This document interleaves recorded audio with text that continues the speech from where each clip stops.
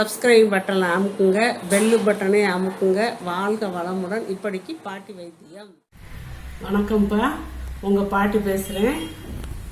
இப்போ நான் இந்த பல்லு வலி, பல்லு கூச்சம், பல்லு பிரச்சனை இதுகளை பற்றி பேசுகிறேன்ப்பா. எப்படின்னா, இப்போ பாருங்கள், நிறையா பேர்த்துக்கு பல்லு கூச்சம் தான் இப்போ நிறையா சொல்கிறாங்க. அந்த காலத்துலலாம் எலும்பை கடிப்பாங்க.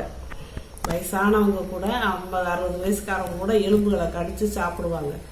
இப்போ பசங்க எலும்பை தொடுறதே இல்லை. கரும்பு திங்க மாட்டுறாங்கப்பா. வாய் பல்லு வலிக்குமா? ஏன்? பல்லு அவ்வளோ வீக்காக போச்சு. அவங்களுக்கு பல்லு தேய்க்க ஆரம்பித்ததுலேருந்தே நம்ம பேஸ்ட்டை கொடுத்து பழக்கிறோம்.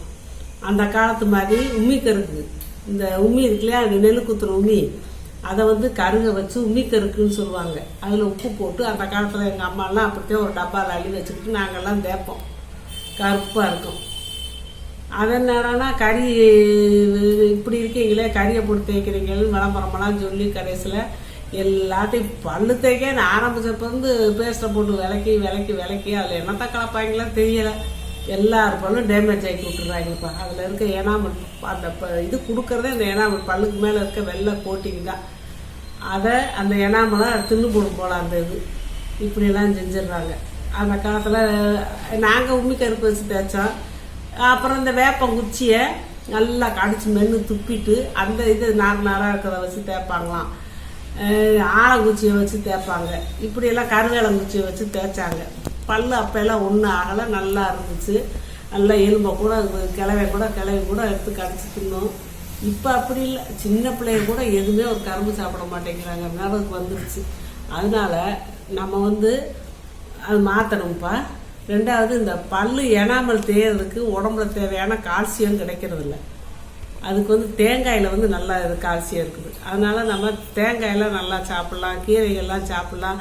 பிள்ளைகளுக்கெல்லாம் எலும்பை வாங்கி கடிக்க விடணும்ப்பா. கரும்பை வாங்கி கடிச்சு சாப்பிடுங்க. தைப்பொங்கலுக்கான கரும்பு யாரும் தின்னா? நான் தான் தின்னேன். எங்கள் வீட்லையெல்லாம் யாரும் திங்க மாட்டுறாங்க. ஏன்னா பல் போச்சு பேஸ்ட்டை இது பண்ணி.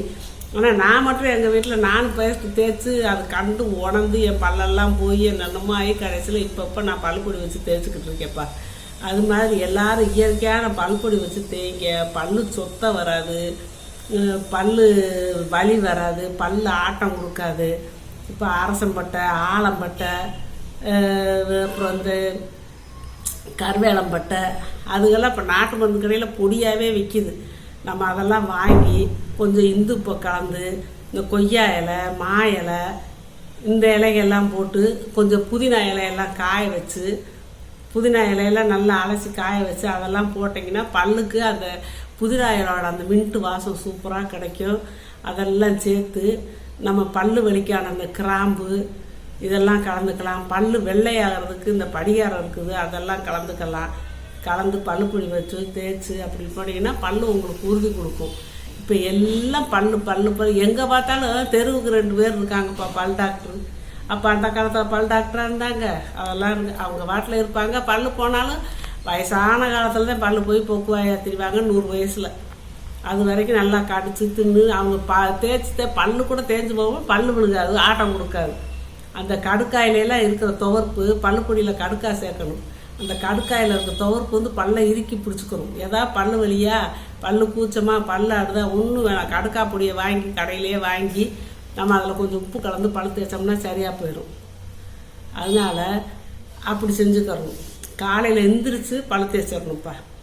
பழு தேய்ச்சி வாய் கொப்பிடிச்சு எல்லாம் செஞ்சுட்டு நம்ம ஒவ்வொரு சாப்பாடும் சாப்பிடும்போது பல்லை சுத்தமாக கொப்பிடிச்சு துப்பிடணும். ஏன்னா அந்த பல்லு இடுக்கெல்லாம் நம்ம சாப்பிட்ட உணவு தொகைலாம் போய் கிருமியாகி அது பல்லை கெடுத்து போடுது, பல்லு சொத்த பல்லாக்கிடுது. அதனால் உங்களுக்கு நான் என்ன சொல்கிறேன், சாப்பிட்டோன்னா வாயை கொப்பிடிச்சிருங்க.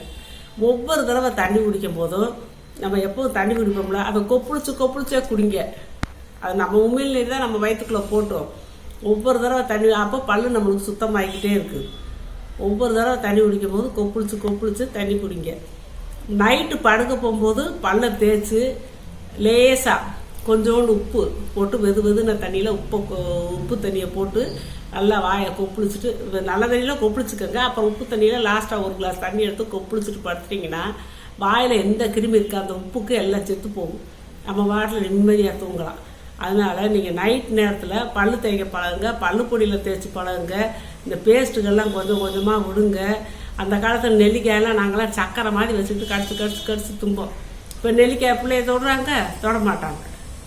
நெல்லிக்காய் தொட மாட்டாங்க, கொய்யாப்பழம் சாப்பிட மாட்டேங்கிறாங்க. ஏன்னா அதில் விதை இருக்கான். இப்படியெல்லாம் இப்போ பூரா பல்லை கெடுத்துட்டு உக்காந்துருக்காங்கப்பா.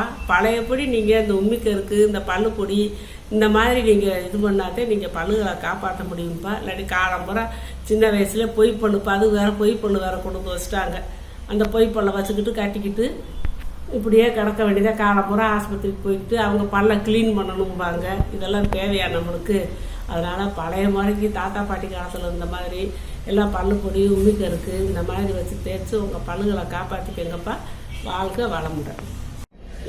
இப்போ நிறைய பேர்ப்பா நான் அவங்க கொஸ்டினுக்கு ஆன்சர் சொல்கிறதுலன்னு கேட்குறாங்க.